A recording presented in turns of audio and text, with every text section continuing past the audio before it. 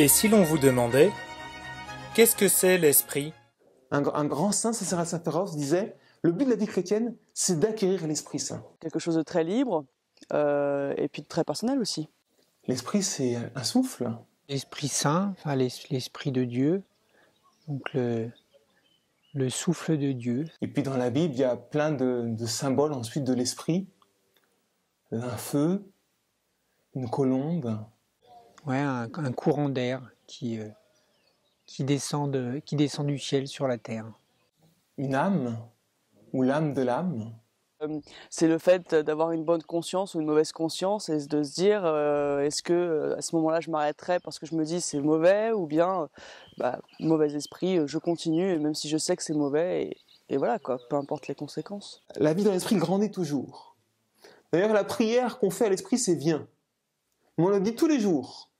Donc si on dit tous les jours viens, c'est qu'il peut toujours venir davantage. On le retrouve dans pas mal d'expressions finalement, avoir de l'esprit, un mauvais esprit, un bon esprit. Esprit de finesse, esprit d'humour. Par exemple, esprit d'équipe, l'état d'esprit. On dit parfois un esprit d'artiste.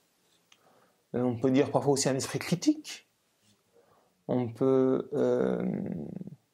Donc effectivement, on peut ensuite décliner pas mal de choses dans ce sens-là. Quelqu'un qui a de l'esprit, c'est quelqu'un qui est bien inspiré. Avec des gens et qu'on dit qu'il a de l'esprit, c'est que la conversation est intéressante et qu'il peut rebondir sur tout en l'occurrence. Quelqu'un qui a mauvais esprit, c'est quelqu'un qui est mal inspiré, ouais, qui est inspiré par le mal finalement. Et sur la croix, Jésus remet l'esprit.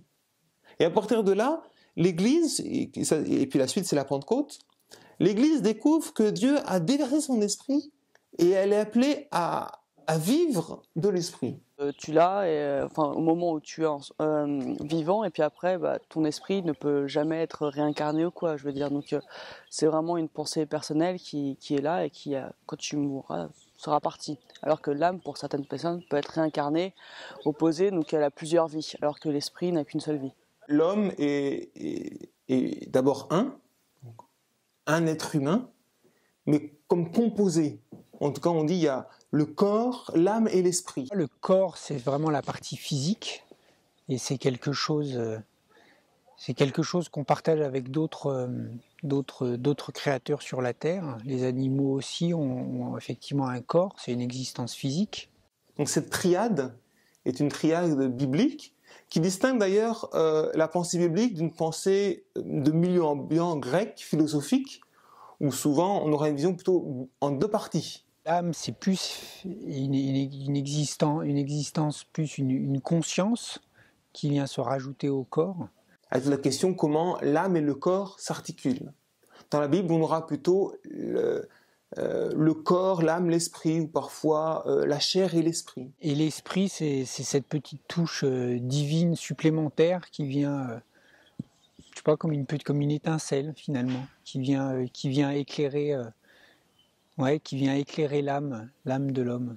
Et donc on pourrait dire que du coup, l'esprit est cette dimension de l'homme lorsqu'il est en relation avec Dieu, lorsqu'il est ouvert à plus que lui.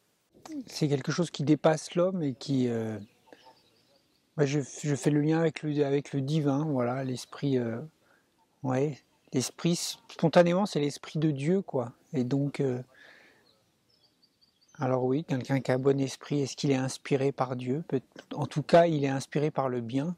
Avoir un esprit, une conscience, puisque pour moi l'esprit c'est un peu une deuxième conscience, c'est de se dire dans sa tête, de se poser des questions quoi.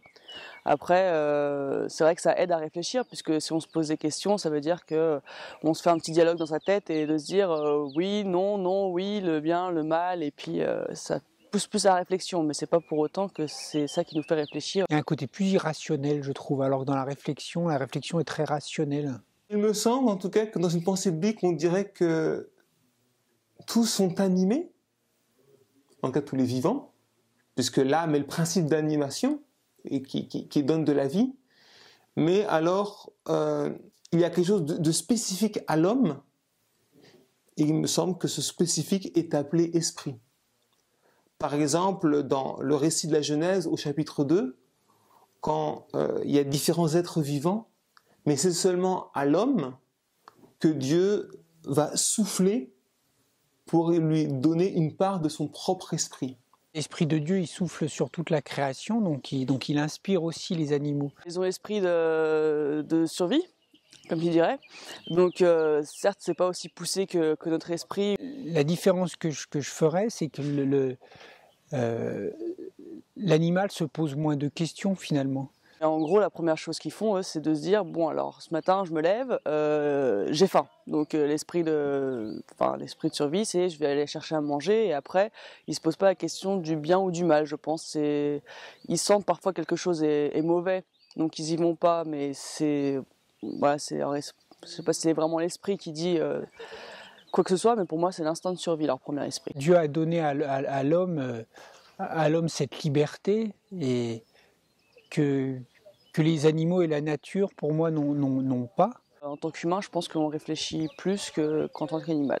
Alors, ils se posent moins de questions, mais finalement, ils n'ont pas accès à cette notion de liberté. L'âme anime le corps, et l'âme et le corps sont aussi sous l'emprise de l'esprit qui les ouvre à Dieu. Alors que nous, chaque homme a cette notion de liberté, peut répondre positivement ou pas. On peut dire que l'esprit, c'est Dieu en nous. Je perçois l'esprit comme ce qui effectivement qui fait le lien entre Dieu et les hommes, et puis entre les hommes aussi. Et que ce lieu de contact, c'est l'esprit de l'homme et l'esprit de Dieu.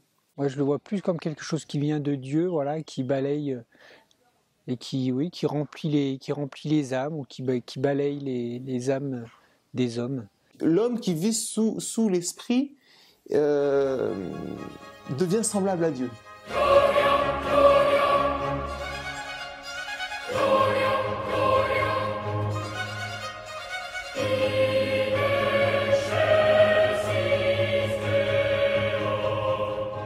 La vie chrétienne n'est pas une somme de devoirs à faire.